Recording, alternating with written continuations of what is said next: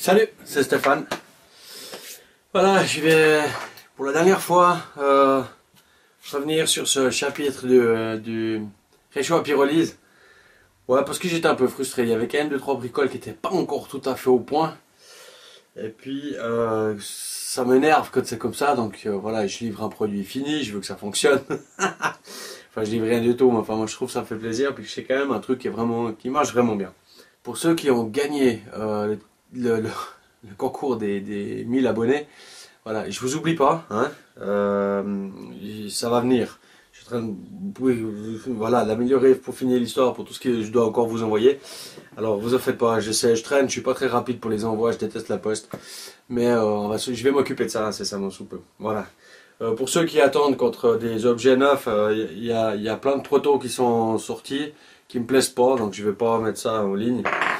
Ou à vendre ou n'importe quoi. Par contre, j'ai déjà préparé un peu de matière première, donc c'est en train de finir de sécher. Je sais pas si ça...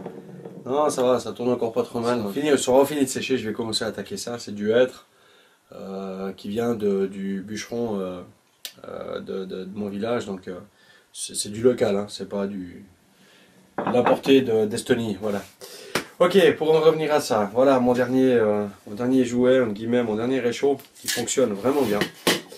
Voilà, celui que j'ai fini de mettre au point et qui est au top. Et puis sérieux, quand je dis qu'il chauffe, c'est qu'il chauffe. Hein. Avec tout ce qu'on trouve et surtout pas grand chose. C'est ça qui est assez fabuleux. Alors au niveau consommation, ça consomme. Par contre au niveau carburant, il n'y a pas besoin d'avoir une bûche, quoi. C'est ça qui est assez fabuleux. Donc voilà, je vais vous construire ça. On va regarder aujourd'hui un peu comment est-ce que je construis ça. Je vous donne mes trucs, mais j'invente pas grand chose. Hein, à part ça, donc je vais essayer de vous donner 2-3 trucs. Normalement, l'ensemble de l'objet doit être faisable avec un couteau, le poinçon du couteau suisse, quoi, on va dire ça, le couteau suisse, le poinçon du couteau suisse pour faire les trous. Et ainsi de suite. Étant donné que je suis un peu pénible et puis que j'aime pas ce genre de bricolage, ben, je vais le faire proprement. Et puis après, à vous d'adapter. Je vous donnerai par contre à peu près tout ce qu'il faut au niveau du matériel, des entrées d'air, du nombre de trous, à peu près du diamètre que j'ai fait. Voilà. Pourquoi est-ce que j'en suis arrivé là et qu'est-ce qui n'allait pas pour ma part? Ce qui n'allait pas, c'est qu'il avait tendance à s'étouffer. Donc ça me dérangeait quand même pas mal. Et puis pour finir, en cherchant un peu plus près, sans aller chercher trop loin, je suis tombé sur le site du Randonnée Léger, où ils avaient déjà dessus, je pense depuis quelques années, hein, je crois qu'il y a des articles 2011-2012, peut-être plus vieux même, je sais pas, ils avaient déjà collecté passablement d'informations et j'étais pas passé dessus, dont la plus importante et celle qui me manquait concernant le fait que ça avait tendance un petit peu à crever, c'était le tirage de l'air. Alors maintenant ils ont des très très jolies versions, mais moi elles ne me plaisent pas parce que je trouve il y a beaucoup trop de découpes, donc même si je vais vous montrer une version que j'aime faire au propre, ça restera à mon avis et à mon sens encore la plus simple pour ce réchaud là, à mettre en œuvre avec le moins de moyens possible, parce que moi commencer à faire des découpes, des replis, des machins, ça me plaît. Voilà, c'est pas, si on doit se faire ça dans la forêt avec un couteau, ce sera trop difficile, voilà, à mon avis. Donc voilà, faire les choses simples, bon, si ça marche, puis si on y arrive, hein. Matière première.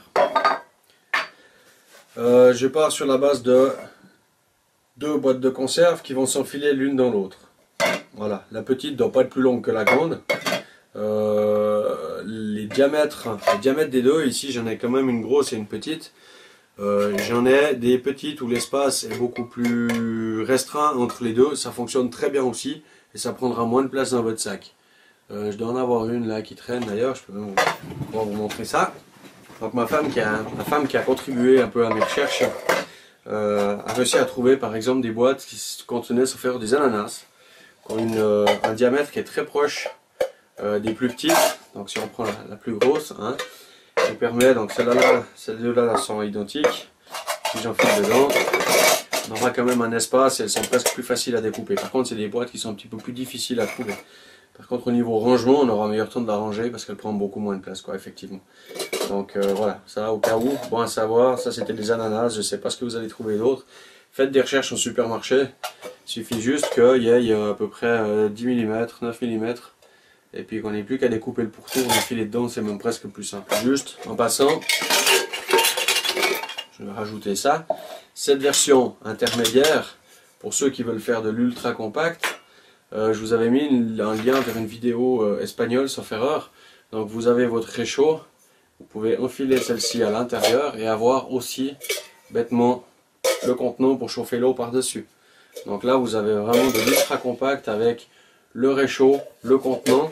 Et si vous avez la grille à mettre dessus, le réchaud de secours de l'armée suisse a son petit bout de ferraille, le M71, a son petit bout de ferraille qui se glisse carrément dessus, parfait, et vous arrivez à passer l'autre par-dessus. Là j'arrive pas avec mon grillage parce qu'il est à peine trop gros, mais il y aurait de quoi adapter pour vraiment avoir le tout en un vraiment compact, avec en plus le récipient pour faire chauffer l'eau par-dessus. C'est pas la classe ça. Voilà. À vous de moduler après si vous avez envie ou pas. Alors pour commencer, on va prendre la partie support, donc la grosse partie du foyer. On va tourner, donc ce qui va être le bas, ça va être l'ouverture, le haut va être la partie qui est avant le bas. Qu'est-ce qu'on va y faire? En fait, simplement, vu que ça va être posé sur le sol, on va faire une série de trous. Ici, évidemment, je les ai fait avec une mèche à étage. Je vais vous montrer après ce que c'est qu'une mèche à étage. L'idéal, c'est de faire, vous l'aurez peut-être pas, ça coûte la peau des fesses. Faites-le avec une mèche standard de 6, de 8 mm, je pense que c'est des choses qu'on arrive à trouver assez facilement. Et puis faites-en 2 rangées, c'est pas bien grave, c'est juste pour que l'air rentre, il faut vraiment juste que ça soit bien aéré. Alors je crois que Pyroman avait fait quelque chose d'assez sympa à ce sujet. Je vous mettrai aussi le lien vers sa vidéo en dessous, là, il avait fait quelque chose de bien, ciao au passage. Pour diviser, assez simplement, on va toujours utiliser des divisions relativement paires, c'est assez simple. Vous prenez un trait, vous faites un trait sur le haut en repère, gardez à peu de choses près le diamètre, donc pour avoir quelque chose en vis-à-vis. Vous la tournez d'un quart, vous essayez de centrer, évidemment je suis devant la caméra donc je vois pas bien, voilà. Vous essayez de centrer à peu de choses près et puis vous remettez un repère au milieu et un repère en face. Vous avez déjà divisé en 4, quasiment sans rien faire, pour contrôler à peu près que ça joue, puis après vous mettez entre 2 repères, hop, on met un petit trait, on met un petit trait, la même chose là, ainsi de suite, hein, vous avez compris le principe. Là on est déjà arrivé à des divisions, on a déjà 8 divisions, on continue comme ça, on fait 2, 2, 2, on arrivera à 16. Voilà, je sais pas si ça se verra très bien, ça se verra mieux après, j'ai fait mes 16 divisions. Maintenant je vais les reporter sur le bord, donc pour ce faire je vais prendre... ouais, là c'est à peine un peu limite. Je vais prendre mon stylo.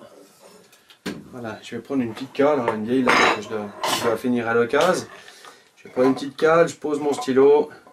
Je suis à peu près à 10 mm du bas. Je tourne la boîte sur le stylo.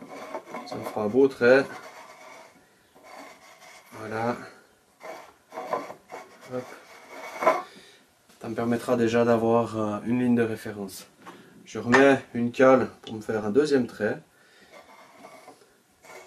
Donc je pars sur le principe que vous avez une mèche de, faut que je la mesure, de 6 ou de 8 mm. Je pense que 8 ça sera pas mal, d'après ce que je vois là. Ça doit être 8 mm, voilà, on partira sur une mèche de 8 mm. Ensuite, évidemment j'ai mes divisions, je ne sais pas ce que vous verrez ou pas, parce que c'est ma nouvelle caméra, donc je n'ai pas l'habitude de voir ce qu'elle voit. Donc j'ai placé toutes mes divisions en haut. Et puis simplement je vais faire, en visant mes divisions, des traits sur le haut, sur le bas, sur le haut, sur le bas, sur le haut, en essayant de ne pas en oublier. Et puis comme ça je vais avoir un trou là, un trou là, un trou là, un trou là, un trou là, décalé en 8 mm, ce qui devrait vous apporter suffisamment d'air pour faire respirer ce réchaud. Une fois que cette étape est faite, je vais prendre une pointe à tracer, donc c'est une pointe dure en métal. Prenez une punaise par exemple, hein, une punaise à tête, et simplement je vais juste planter l'intérieur ou marquer comme il faut. Elle est dure celle-là, les trous sur la boîte. Ça permettra après de guider votre mèche. Il y a quelqu'un qui m'a demandé sur la page Facebook comment je faisais pour faire des trous aussi propres. Effectivement la préparation y est déjà pour beaucoup, hein. Alors si vous voulez faire quelque chose de vraiment propre, voilà, préparez vos trous comme ça, et puis simplement pointez-les. Une punaise rentrera très bien dedans, moi c'est même déjà plus gros ça. Et puis comme ça vous faites le tour et vous préparez vos 16 trous là autour. avant de faire les trous, n'oubliez pas de contrôler que vous avez bien fait votre marquage du côté de l'ouverture et pas du côté où on fera la grande ouverture pour insérer le foyer après. Voilà. Alors avant de faire les trous, hein, si possible, c'est mieux. On va passer, avant de faire les perçages, on va passer au foyer. Alors, le foyer. Le foyer, lui, va venir à l'intérieur de la partie qu'on vient de préparer. Les principales améliorations que j'ai fait au foyer, c'est pas grand chose. Vous allez répéter l'opération qu'on vient de faire ici. Sur le bord, pardon, ça ira mieux hein, si je mets rien dans la bouche. Sur le bord du haut, ici, vous allez refaire 16 marques. Ces 16 marques, vous allez les reporter selon comment sont faites les boîtes de conserve. Il y a un plat ici, en tout cas chez nous, en Suisse, désolé. Ce plat là, en fait, si vous percez le trou de 8 à la moitié, ça donne quelque chose d'assez correct. Donc après, il suffira de nouveau de prendre une marque autour, savoir à peu près où se placer. Ça vous permet d'avoir quelque chose. Et puis après, tracez vos 16 trous. De l'autre côté, on va faire la même chose. Là, c'est là qu'intervient l'astuce de la... Ça donne un peu plus de boulot, mais je vous promets après, ça devrait jouer. Je ne l'ai jamais fait, je le fais en live. On verra ce que ça donne. Vous allez travailler, vous allez partager la même chose dessous, non pas en 16 par contre, mais on va s'arrêter à, je ne sais plus ce que j'ai dit, 4, on va s'arrêter à 8. Hein? Vous faites 8 graduations comme ça, et ces 8 graduations là vont vous permettre de noter, ou de faire ici, juste dessous, à quelques millimètres du bord, de noter ces 8. Voilà. J'ai fait 8 points dessous. En fait, ce qui va se passer, ce qu'on va faire, c'est qu'on va... si je dis pas de bêtises, ouais, ça va aller. Ce qu'on va faire, c'est qu'on va ouvrir cette boîte là-dessous. On va pas faire plein de petits trous, on va faire un gros trou. Et ces petits trous, on va les garder. Donc cette partie, on va la garder. Parce qu'ici, ce qu'on va faire, c'est qu'on va tendre 2 fils de fer et 2 fils de fer. Comme ça, pour faire une petite grille qui va nous permettre de maintenir un peu le bois au fond pour pas qu'il tombe. Une fois que vous aurez fait ça, donc ici on va pointer ces trous avec la punaise ou la pointe à tracer pour les marquer. La même chose sur le côté, quand vous aurez fait vos 16, notez vos 16 trous prêts à percer, et puis après on va passer à l'étape de perçage. Voilà, pyromane, dont je vous aurais mis le lien dessous, je crois que je l'ai déjà dit, vous avez déjà donné l'astuce. Donc un bout de bois posé dans un étau vous permettra d'allègrement pouvoir poser votre boîte dessus et travailler. On va travailler avec d'ailleurs jusqu'à la fin, puisque maintenant on va faire les trous après. Donc là je vais déjà, rien que déjà pour faire mes marquages enfin mes avant-trous là, pour marquer là où je vais passer la mèche après, ça va déjà me rendre service. Hein. Voilà, donc petit récapitulatif. Ma boîte, j'ai encore rien fait ce côté, parce que comme ça la fragilise pas pour l'instant. Ici, j'ai fait mon marquage côté ouverture. Ici, j'ai fait mes 16 marquages côté ouverture aussi. Faut pas se tromper, parce que sur ces boîtes de conserve, en fait, sur le haut de la boîte de conserve, vous avez un renflement que vous n'avez pas en bas. C'est pour ça, et c'est ça qui fera qu'après, on pourra l'enfiler à l'intérieur, qu'elle tiendra en haut, sans massacrer la découpe qu'on va faire. C'est très important. Ensuite, on va avoir en bas les trous qui sont déjà préfaits. Je les ai faits directement avec mon poinçon là, qui font à peu près 1 mm. Si vous avez un clou, faites-le avec un clou. Vous n'avez pas besoin d'avoir une mèche pour faire ça. Et ça fera à peu près, il faut que le trou soit égal au diamètre du fil de fer qu'on va y arriver. Voilà, là j'ai un fil de fer, il va passer dans ce trou. C'est exactement le bon diamètre, c'est parfait. Ok, on va percer tout ça maintenant, comme ça on fait un tour en série, c'est fait, c'est fait. Alors, je commence par le foyer. Comme ça, si des fois mon trou est pas très beau, ou si je m'en prends un peu mal, le foyer se verra pas, il sera caché dedans. Je vous dis, je suis pénible.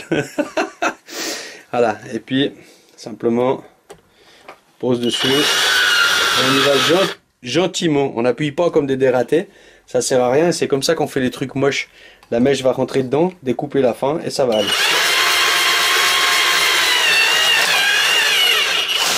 Là, j'ai fait un petit avant-trou dans le bois, comme ça pour les suivantes, j'ai un peu de place. Hein, voilà. Et puis c'est parti, on peut y aller pour faire les 15 autres.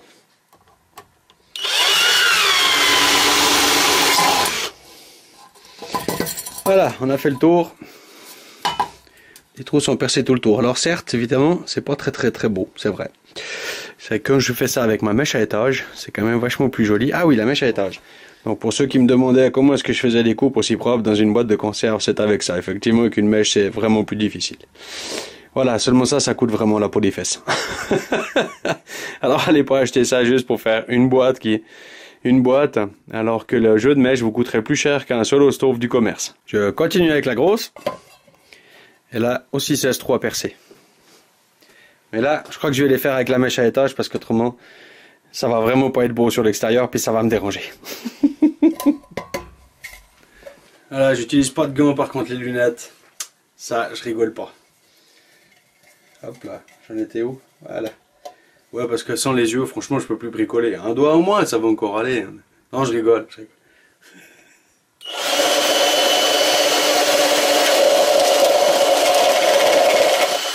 Alors, ne faites pas ce que je fais avec une mèche normale, surtout si elle est suffisamment longue pour traverser la boîte. Hein? Parce qu'il va vous manquer, enfin après, je ne veux pas être responsable d'un dégât collatéral. Là, celle-là, elle ne veut pas traverser, elle sera embouteillée avant. Mais là, effectivement, ça fait, je ne sais pas si vous le verrez, parce qu'il faudra peut-être un moment vous faire la mise au point, mais là, ça vous fait des trous qui sont vraiment propres, quoi. Voilà. Le secret, il est là.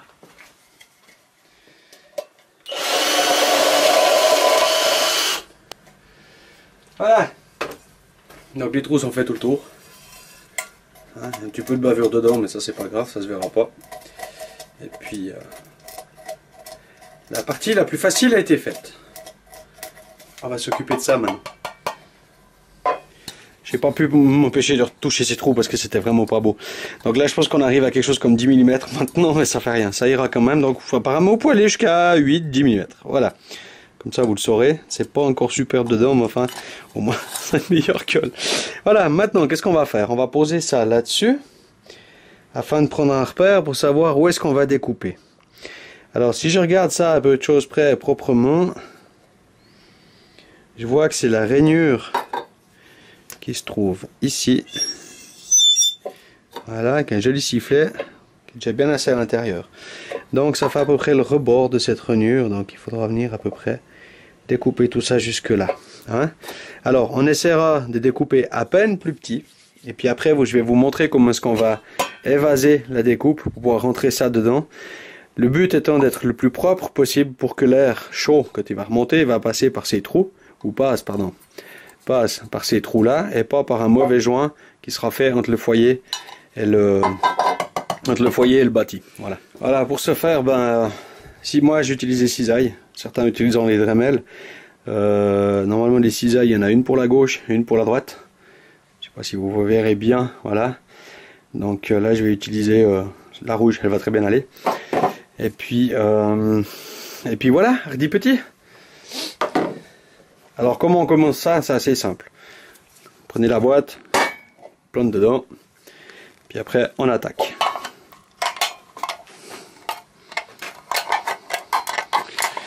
Alors on élargit gentiment histoire d'avoir la place.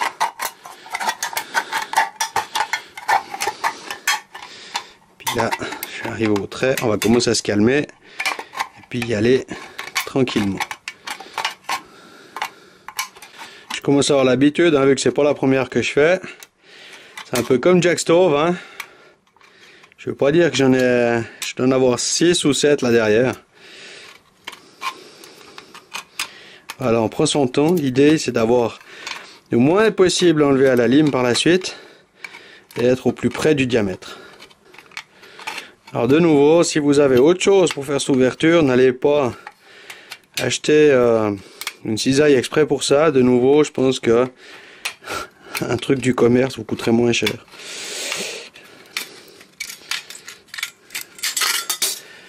C'est fait. Alors maintenant, une nouveauté pour moi, c'est que je vais faire la même chose là-dessous, mais je vais pas le faire tout de suite. Pour façonner un petit peu le bord de manière un peu propre, pour que ça coulisse par la suite, on va passer la boîte, comme ça, gentiment, sans appuyer trop fort. Ça va ébavurer un petit peu, puis donner une forme un peu plus plongeante à la matière. Et puis, à un moment donné, on va commencer à tester. Alors, il faut en tout cas pas, à ce stade-là, forcer. Si vous forcez, vous allez tout exploser. et puis tout va se déchirer sur les bords, l'étanchéité sera absolument nulle. Donc vraiment bien travailler ça avec cette boîte, gentiment, jusqu'à ce que tout descende gentiment, et que ça ait une allure un peu correcte. Et ça va se faire tout seul. Faites attention, parlez-vous couper, hein, parce que là c'est quand même coupant, il y a encore des esquilles qui restent.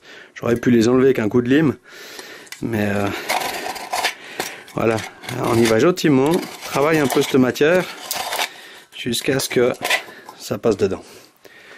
Voilà, je vais pas aller plus loin parce que j'ai encore du boulot, puis qu'après je pourrai plus le ressortir. Mais vous voyez que c'est assez rapide, c'est assez facile. Ok, je vais découper ça, et puis je reviens après avec l'assemblage de mon fil de fer, que je sais pas encore comment ça va aller. Donc, étape suivante, je travaille toujours un peu en aveugle, hein, donc en plus je me trompe de bouton sur mon nouvel appareil photo. Voilà. Alors, l'étape suivante, ça va être de faire un croisillon ici en fil de fer. Donc on va garder, je vais couper 4 longueurs, suffisamment longues parce que ouais, le fil de fer c'est pas ça qui coûte cher, hein. Donc on va faire 4 longueurs identiques. Une fois que j'ai mes 4 longueurs, je vois à peu de choses près ce que ça donne. Hop là. Voilà. Donc je vais replier, on va le faire dans ce sens, voilà. Je vais en replier un à angle droit ici. Ensuite je vais aller prendre ma longueur entre deux trous en bas. Et puis, hop là, en déposant à côté. Donc je vois que ça doit sortir par là. L'autre sera ici. Hop là, ma pince, et boum, voilà.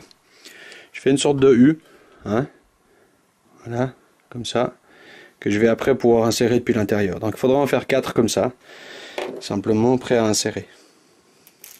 Voilà. Une fois que c'est fait, tant bien que mal, il va falloir passer ça dedans. Hop là, évidemment, si je fais comme ça, vous verrez rien du tout. Donc je vous dis, je fais du live et puis c'est la première fois que je teste ce système. Alors, on va passer le premier. En plus, vu que ça a été pré-percé depuis ce côté, il n'y a rien qui joue. Alors attention à ne pas vous couper les doigts parce que c'est du brut. Comme dirait Lod, moi j'ai des mains de mécano, j'ai l'habitude. Si vous avez les doigts un peu fins, faites attention, mettez des gants. J'ai pas des mains d'agriculteur, j'ai des mains de mécano. Voilà, voilà. Alors, comme vous pouvez le constater, ça joue pas toujours à la perfection, mais c'est pas grave. Ensuite, je replie, je monte l'autre au max et je replie. Voilà, premier émis, il me reste plus que 3 mètres. Je vais faire ça. Voilà, j'ai terminé d'enfiler mon petit tricotage là. Alors évidemment, je vois venir la chose sur les 1000 abonnés qu'il y a sur cette chaîne. Je dis, pourquoi est-ce qu'ils s'emmerdent à faire quelque chose d'aussi compliqué? Alors, j'ai 2 réponses à vous donner, c'est pour ça que je l'ai fait comme ça, c'est mon choix déjà. Premièrement, je pense que c'est assez simple avec un poinçon de faire les trous puis de tirer un grillage. D'autres l'ont fait en faisant des trous à travers cette partie-là. Et puis on filait un grillage depuis l'intérieur par la suite. Le problème qu'il y a, c'est qu'une fois que vous voulez l'enfiler là-dedans, ou le faire après, pardon, l'enfiler, je sais pas si la mise au point est bonne, si vous voulez l'enfiler là-dedans avec des trucs qui dépassent, là c'est foutu. Si vous voulez le faire une fois qu'il est au fond, c'est foutu aussi. Donc voilà, et ça c'est une obligation. Donc ça c'est le constat, le plus gros constat sur lequel je me suis appuyé. Donc sur tous mes anciens réchauds, en fait, ce que je faisais, c'était une multitude de trous. Et puis ces trous, en fait, finissent par se boucher. La cendre bouche ces trous. Et puis ça respire plus, simplement. Mais c'est impressionnant de voir l'air qui passe au milieu. Moi, j'y croyais pas. Je pensais que c'était plutôt par les côtés. Mais c'est impressionnant de voir ce que le débit d'air au centre est vraiment important. Donc c'est ma manière de faire. Je trouvais ça le plus sympa. Donc faut quand même que ça retienne un peu le bois, hein. Ça paraît un peu large, mais il suffit de mettre 2-3 brindilles en travers au fond. Et puis voilà. Donc après, pas bien compliqué. Pose ça dedans. Voilà. Donc je l'ai fait avec vous. Je n'ai pas triché, c'est tout fait le même jour. J'ai pas de journal pour le prouver du dimanche, puisqu'on est dimanche aujourd'hui. Les petits sont en train de faire la sieste.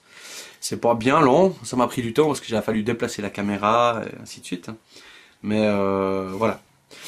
Pour la partie supérieure, donc je vous ai montré, il y a le coup du petit grillage. C'est sympa, mais comment dire, ça me paraît un peu fragile, je sais pas combien de temps ça va tenir. Donc ça c'est du grillage à lapin, c'est vraiment pas très très épais. Je l'ai fait avec un reste de boîte de conserve, donc identique à ce qu'il y a à l'intérieur du foyer. Le gros avantage, si vous la coupez du bon côté, c'est qu'elle va s'enfiler dedans, en plus. Donc c'est parfait, comme elles sont empilées au magasin. J'ai fait des trous tout autour pour que ça respire. Et puis bien sûr, là en haut, il faut découper des pattes pour avoir un espace quand même, pour qu'une fois que vous mettez voilà, la boîte de conserve de cuisson des champignons, les flammes puissent quand même s'évacuer sur le côté et puis que ça puisse réchauffer quand même un maximum, quoi. Quand j'ai fait cette partie là, donc je vous ai parlé des découpes ici, mais j'ai aussi fait une découpe de ce côté. Alors, je sais pas comment vous verrez ça, j'en sais rien. J'ai aussi fait une découpe à l'intérieur, la même chose que je l'ai faite sur le fond ici pour laisser un peu de matière.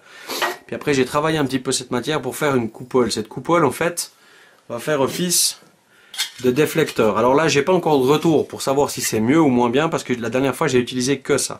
Et j'ai utilisé 2 fois ça, donc ça vous diminue, restreint un peu le trou, comme tous ceux du commerce, donc soit le modèle chinois ou que ce soit le Solo Stove. Ils ont tous cette espèce de déflecteur. J'ai cru comprendre, certains disaient, ou j'ai lu sur Randonnée Léger, que ça empêchait en fait l'air de partir, ou la chaleur de partir trop vite, ou l'air de partir trop vite, pour être en fait, bien sûr, le principe de la pyrolyse étant que les gaz, le gaz de décomposition du bois vont passer plus ou moins par le centre. Si on pousse de l'air ce côté, il faut qu'il y ait un espèce de mélange homogène pour que tout brûle. Bien sûr, les gaz tout seuls vont pas brûler, il faut de l'oxygène. Donc peut-être qu'en recentrant en fait l'oxygène un peu sur l'intérieur, ça permet une amélioration ou une meilleure combustion de ces gaz. Voilà, ça je peux pas ni prouver, ni assurer, ni quoi que ce soit, c'est une déduction de ma part. Alors il faut que j'essaye encore une fois sans ce truc, mais les 2 dernières fois que je l'ai utilisé, j'utilisais avec ça. Ça carbure mais d'enfer, quoi. C'est vraiment la classe. Voilà, ça c'était le petit détail qui manquait. Je crois qu'il n'y a pas grand chose d'autre à rajouter. Pour ceux qui voulaient un tuto, je pense qu'il a l'air d'être assez clair, j'espère. Je répondrai volontiers aux questions, bien sûr. Dans cette configuration là, donc avec ce trou là au fond uniquement, pas besoin d'en faire sur les côtés, les cendres vont tomber, ça va fonctionner nickel. La partie inférieure, maintenant j'ai pas fait d'essai, de test, à savoir si avant, donc avec la partie fermée, ça chauffait, c'était énorme, c'était une horreur, ça chauffait énormément en bas. J'ai fait un essai sur une bûche, mais ça m'a creusé la bûche, enfin la bûche a brûlé jusqu'à près d'1 centimètre. Là maintenant ça a l'air de mieux respirer, ça tire plus d'air au travers, donc la chaleur s'évacue mieux contre le haut, elle est plus efficace, donc peut-être ça chauffera moins en bas, mais faites quand même attention sur les sols arides ou sur des sols susceptibles de brûler. Faites un dégagement et posez ça sur une pierre au minimum, histoire de chauffer la pierre et pas le sol. Concernant l'alimentation, comparé à ce qui se passait avant où ça respirait mal ou que par le haut quasiment, maintenant ça respire bien et vous avez une sacrée chambre de combustion, donc il y a quand même passablement de délai pour réagir et remettre du bois dedans. Par contre, le bois ou la taille du bois, ce qui fonctionne le mieux, c'est effectivement des brindilles qui ne dépassent pas la taille du petit doigt.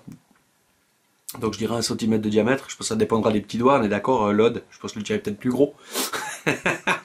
Donc mettez des bouts de maximum 1 centimètre de diamètre. Je vous ferai un petit tuto, enfin je vous présenterai un truc encore prochainement et je vous montrerai comment est-ce que je taille mes bûchettes, parce que j'ai trouvé une combine assez sympa. Ça m'a fait rigoler parce que j'ai fait pas mal de bûchettes dans du bois pour faire des essais, donc en essayant de garder le même bois en permanence, puis j'en avais marre de voir ces bûches qui giclaient partout. Donc j'ai un moyen très très rapide pour faire beaucoup de bûchettes en très peu de temps. Donc c'est assez facile d'utilisation, mais faites des bûchettes qui font 4-5 cm de long maximum, et puis 1 cm de diamètre au maximum aussi. Et il s'en portera que mieux. Donc tout ce qui est brindilles, petites brindilles et tout ce qui traîne par terre, vous suffira largement à alimenter ça de manière super efficace.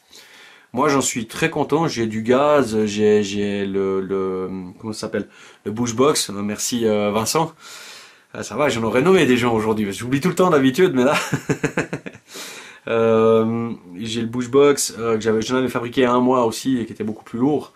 Qu'est-ce que j'ai encore, je sais plus, enfin j'ai essayé plein de trucs, mais celui-là franchement d'une efficacité assez hallucinante, quoi.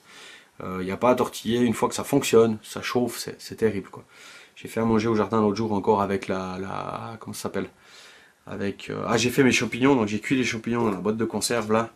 les amadouviers. J'ai voulu essayer une formule, même avec une boîte de conserve du même diamètre, ce qui est un peu moins bon parce que la chaleur se disperse sur les côtés, donc plus la gamelle sera large comme la bouilloire par exemple, plus ça sera efficace. Ça chauffera beaucoup plus vite la même quantité d'eau qu'une quantité stockée en hauteur.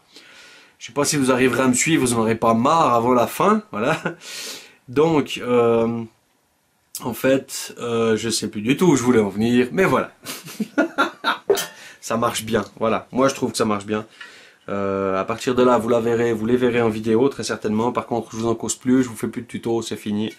Voilà. Donc là, le dernier est sorti des usines en version définitive avec mon petit grillage au fond. Je vous empêche pas d'essayer de faire un autre système, mais sachez qu'un des secrets, c'est que ça, là, ça respire. Ça doit respirer. Voilà. C'est tout ce que je peux vous dire. Bien sûr, il faut que les trous sur les côtés amènent suffisamment d'air aussi. Et puis que ceux d'en haut puissent en passer suffisamment aussi. Donc, pour moi, je ne vais pas faire d'autres essais. Il fonctionne parfaitement comme ça. Et puis, voilà quoi. Ceux qui ont le M71, je vous ai dit, il va aussi parfaitement là-dessus. Voilà. Je crois que pour aujourd'hui c'est tout. J'espère que ça vous aura plu. J'espère que ça rendra service à certains d'entre vous.